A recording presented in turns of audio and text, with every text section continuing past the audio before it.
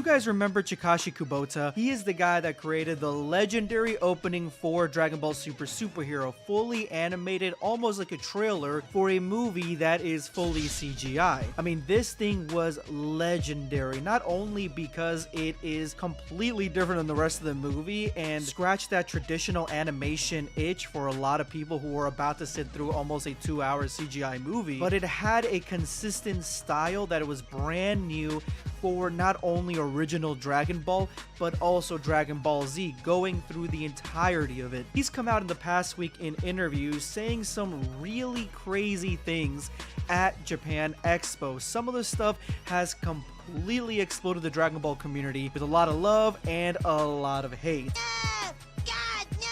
But today, one of his most controversial statements from Japan Expo has been officially fully explained. Let's go ahead and see what the future of Dragon Ball and Dragon Ball Z could possibly look like.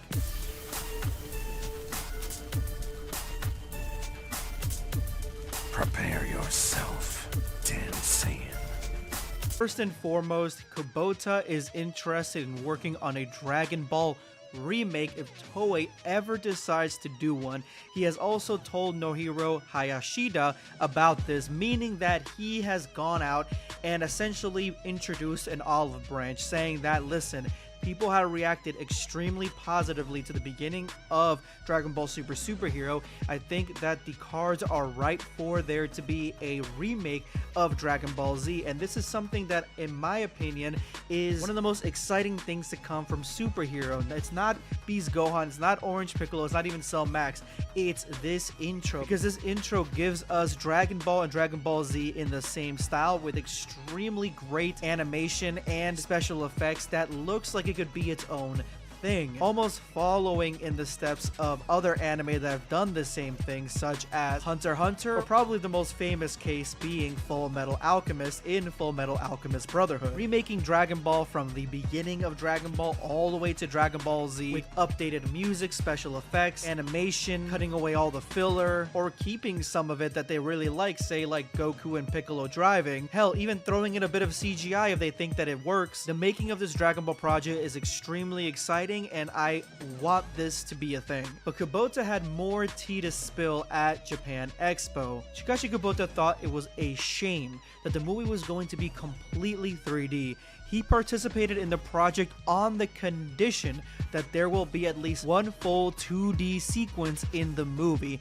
This means that he is the reason that there is that intro. He is the reason that that whole scene is not just CGI. He pushed it in there, meaning that he's got some sway, he's got some pull, meaning that he could possibly spearhead a revival of Dragon Ball Z in his own style in the future. But it looks like he also wasn't into the whole 3D CGI-ness of the movie, although I've told you guys time and time again that the CGI was way better than anything I've seen in Dragon Ball up to that point. It still doesn't hold a candle to Dragon Ball Super Broly or even the intro to its own movie. So this little information here is extremely interesting, guys. Dragon Ball Super Superhero was in production for 1.5 years. Kubota feared he might not be able to complete the movie before the deadline.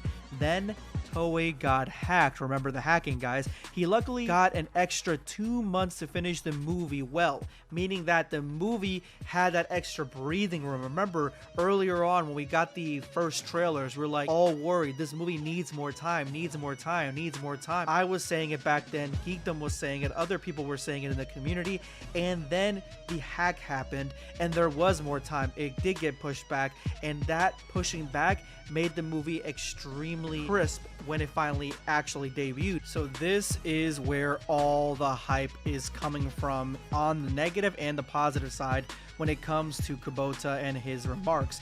Chikashi Kubotas denies there being any Dragon Ball anime project in production currently.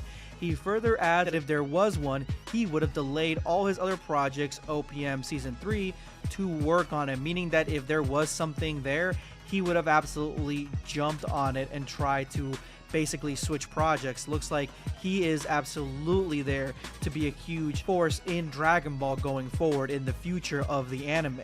And so basically confirming that there is no anime coming out regardless of what's been said. And this has made waves throughout the community. People are calling out all sorts of creators and other people who have been confirming left and right for the past, like at this point now, almost close to 10 years, that Dragon Ball Super's anime or some form of it is going to come back. So is that it?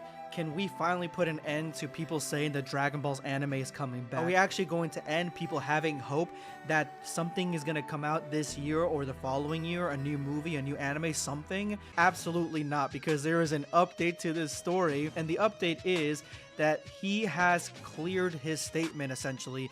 He admits in his latest tweet that he doesn't know anything about any anime coming out.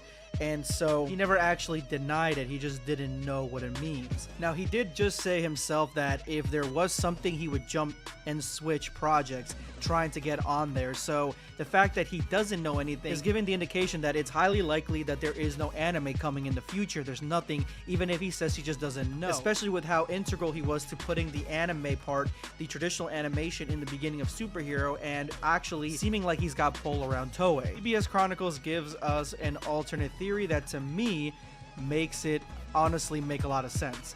Have you guys ever heard about the non-disclosure agreement? And you probably also forgot about what Andrew Garfield did in recent times. Anyway, time will tell who's right and who's wrong. You're here, I'm here. We'll see the day together. Meaning that essentially Andrew Garfield said the exact same thing, that he didn't know anything about him being in Spider-Man, and then he wasn't Spider-Man.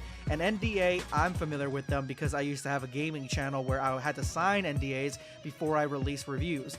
And so that means that you cannot talk about anything regarding a project. So him outright lying about being on the project could be a possibility if he's on NDA.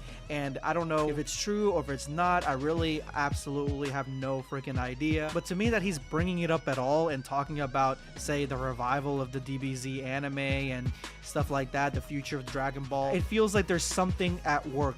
They're cooking something over there at Toei, but I still don't know what it is. Subscribe for more content. Or perish.